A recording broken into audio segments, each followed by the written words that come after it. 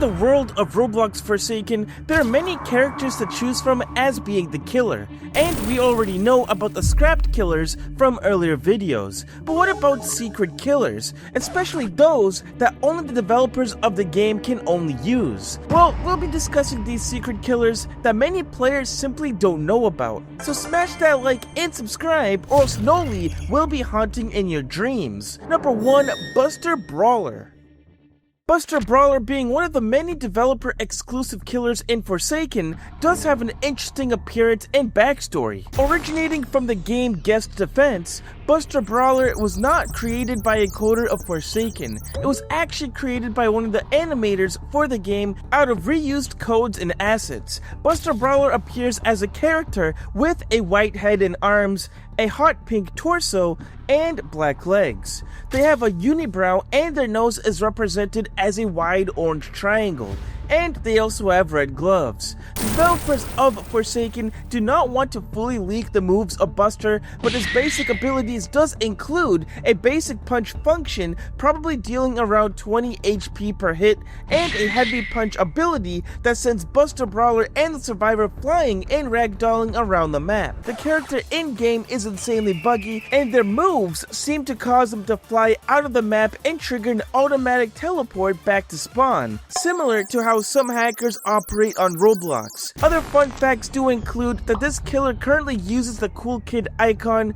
The theme song for the killer is called Call Me Jack from the game Mad Rat Dead, and the theme song seems to be coming from the character's torso rather than using the standard chase music system. Number 2, Duke Argia.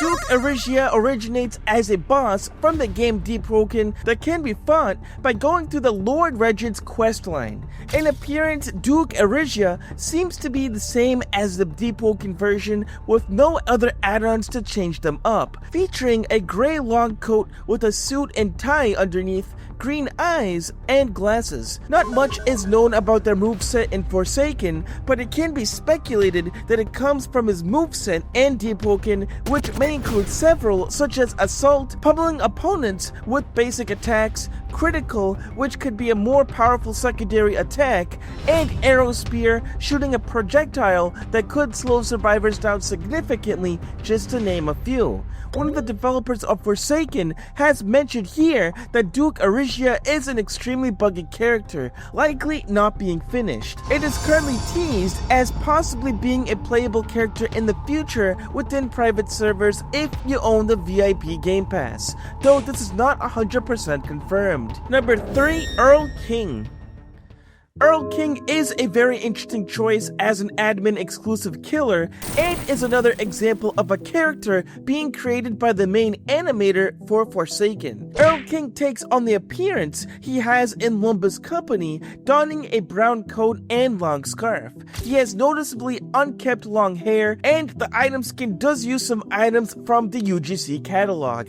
And interestingly, his idle animation is Wild Hunt Heathcliff's idle animation and not his own. The developers of the game do not want to leak the moveset of this character, but there is gameplay footage being recorded by the Forsaken News Twitter account, which shows Andrew, the lead animator for the game, showcasing their creation. Earl King is stated to be one of the Just M1's dev killers, and it was also noted that the character has one other move that is literally a copy-pasted ready-to-run attack. Earl King does use the same last man standing mechanic as the scrapped LMS that was meant to play for Hack Lord Shadletsky.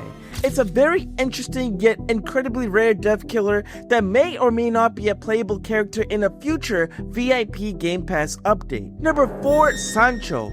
Sancho is next on this list of dev killers that was also created out of reused codes and assets. Sancho, being based off the character from Lumba's company, was also based off the character of the same name in the book Don Quixote by Miguel de Cervantes and Sancho Panza. She appears to be a woman with bright yellow blonde hair styled in a bob cut. She wears an LCB uniform consisting of a gray suit and pants, a white shirt, and a red tie with a crimson cloak. She is also barefoot, for a reason. Once again, the move stats are publicly unknown for this dev killer at the time, but there is interesting footage of this exclusive character running around and chasing the survivor as he noticed the dashing sound effects from within the game. One can notice the character does feature poorly animated punches as their only move. The icon for Sancho in-game uses the character's idle sprite during a battle. He is one of the 3 killers to be based on the Project Mood series along with Earl King. Number 5. Ryumen Sukuna. Sukuna is the 5th admin-only exclusive killer in Forsaken, this time being a character based off of Jujutsu Kaisen, a popular manga series. Sukuna takes the appearance of the player's avatar with a glowing red aura around it. This is actually not their true form, as they can also transform into a 4-armed demon with 2 faces, symbolizing his immense power and dual nature. The Forsaken model in-game does not represent this true form, however, as they're only showcased in his normal form. There is gameplay footage to this thanks to Max TNP, and one of the killer's exclusive abilities can be seen as a black and white slashing attack from a distance, and this attack does some insane damage, eating at the survivor's health quickly. One can also notice the killer's main ability, which seems to be that of a glowing red punch, as the character lunges forward to grab the survivor in that vicinity. No statistics are publicly known for this killer at the time, but it is noticeable that the character is extremely buggy to play with. This character was actually the first character in Forsaken in which you can use your own Roblox avatar as the skin, and there's even an emote based on this character in the shop known as the Sukuna emote. Number 6. Herobrine. Everyone should already know who Herobrine is, being an urban legend and creepypasta from Minecraft, but they are actually a developer-only killer, and the move concept and entire moveset was completely planned out, though it remains unused for now. Herobrine in Forsaken simply appears as Steve, one of the default avatars in Minecraft, but with glowing white eyes. The killer basically reuses the same moves as Cool Kid, but the developers have also added in a teleportation ability called Flick, which basically replaces walk speed override. There is gameplay footage of this exclusive killer, as at one point the developers decided to all use Herobrine, forming a big mod of them within that server. Herobrine's theme in Forsaken is taken directly from Pillar Chase, as it's also the chase theme used for the Fogborn's John skin. Blue Dude Anim Test, a removed Blue Dude design, has shared some of Herobrine's animations. They both use the same corrupt nature and walking animation. Unfortunately, it's very doubtful we'll see this be added into the game, especially as it's a direct asset from Minecraft. So for now, it's only usable by the owners of the game as an exclusive killer. Number 7. The Stalker. The Stalker is the 7th developer exclusive killer originating from the Roblox game The Stalker Reborn. He is an experiment gone horrendously wrong, being turned into a nearly invisible mutant hunchback creature with psychic powers who'll stop at nothing to devour you. The Stalker is a shadowy figure with angry red eyes. He uses the monster body type with both of his arms each having 3 spikes on their sides. The Stalker is not affected by lightning and is pure darkness. Furthermore, there is a dark aura that can be seen emitting from him. The Stalker was once confirmed to be an upcoming killer according to Mala, a former co-owner of Forsaken, and they even had an appearance in an image with other upcoming killers during a render, though the killer was then later moved to become a dev exclusive character. We do have official stats and moves for this exclusive killer, such as Freak of Nature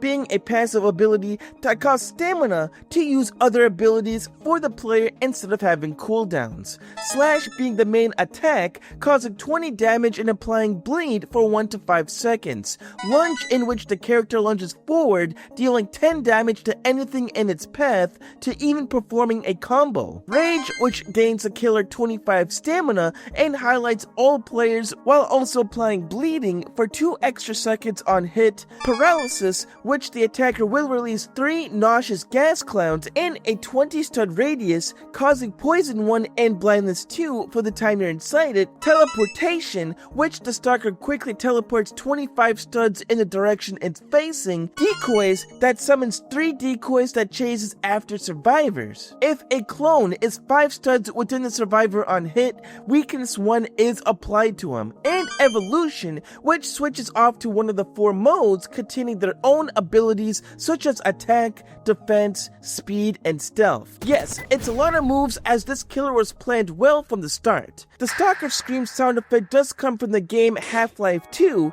and the abilities do indeed originate from the game he comes from, the Stalker Reborn. Unlike most other death killers, the Stalker is stunnable by other survivors, and the theme for the exclusive killer doesn't actually belong to him. It was reused from an upcoming killer. The reason why the Stalker will remain as dev exclusive is due to the fact it is broken, unbalanced, and it doesn't seem to be a good fit for the game. Though there is some good news. Due to a developer posting a moveset concept for him, he may potentially return to being an upcoming killer in a future update of some kind. Number 8. Gubby.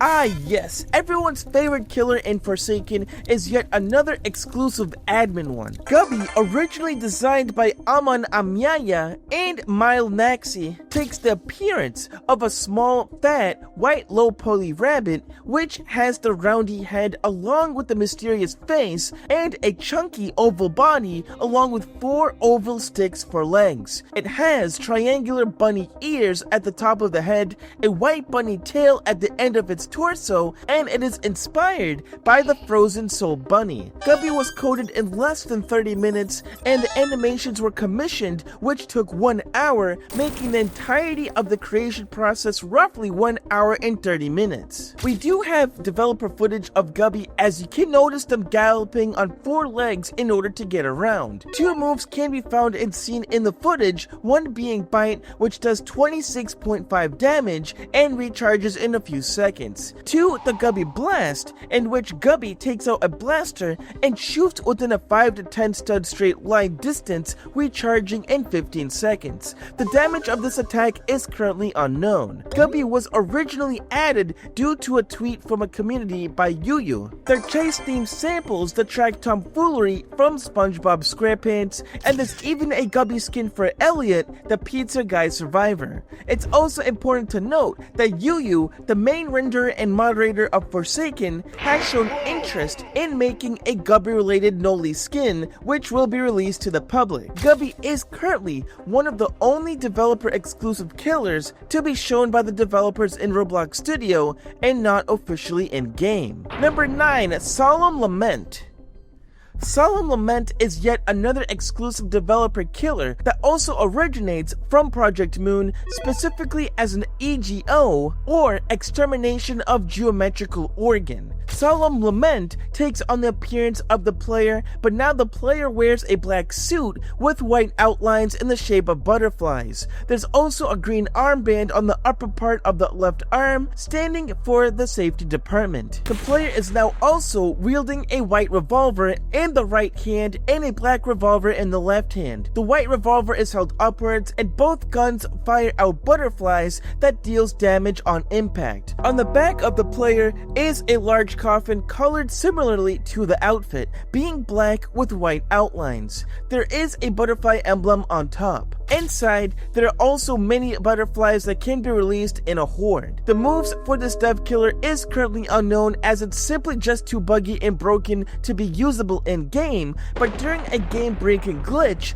there was some footage of players playing as them and using their model assets. This dev killer uses the profile of Yi Sung, most likely alluding to his lobotomy EGO. Number 10. Bonkboy. Bonkboy is the 10th developer exclusive killer in Forsaken, originating as a character from his debut, Freak Fortress 2, though this character is overall based on the scout from Team Fortress 2. In Forsaken, it can be seen as a player wearing red glasses, a blue shirt, green pants, and wrapped arms. The killer's kit and stats were fully revealed by Kaiser in a video for the entire public. As you can hear, the character constantly screaming out bonk, and even in the form of the Soviet Connection theme from GTA 4. It is known that this death killer took only 30 to 60 minutes to create from scratch, and Bonkboy is the only known killer in Forsaken to have an ambiance theme instead of a terror radius that plays near survivors. Should they add all of these exclusive killers in VIP servers? Like and subscribe if you want them, and take care.